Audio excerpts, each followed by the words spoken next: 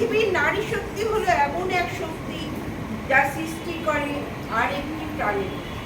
প্রাকৃতিক নানান আবর্তন বিবর্তনের মধ্য দিয়ে জীবন অতিবাহিত হয় এক ছন্দবদ্ধ গতিতে।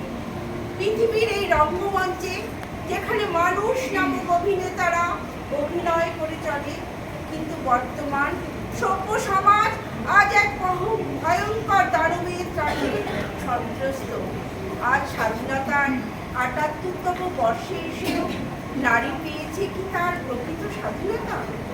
যেখানে গার্গী, মৈত্রী, খনা, লীলাবতী জন্মভূমি, এই পুণ্যভূমি, যেখানে মাতঙ্গিনী, লক্ষ্মীবাইয়ের মতন মহিষী নারীর গর্ভ, যেখানে আজও প্রতিনিয়ত লাঞ্ছিত নারীর আর্তনাদ প্রতিধ্বনি হয় আকাশে বাতাসে, তাই আজও নারীর অস্তিত্ব কণ্ঠে ঘোষিত হয়। নারীকে আপন ভাগ্য জয় করিবার কে বিধাতা কেন নাকি দিবে অধিকার? যে দেশে নারীকে উমারূপে পূজা করা হয়, সেই দেশে দুর্গারা আজ পথে প্রান্তরে লাঞ্ছিতা। তাই আজ আর মহিষাসুর বধের জন্য একজন দুর্গা নয়, ঘরে ঘরে জন্ম নিক শত শত দুর্গা, যার শক্তি এবং স্পর্ধায় শিরায় শিরায় স্পন্দন অনুভূত হবে।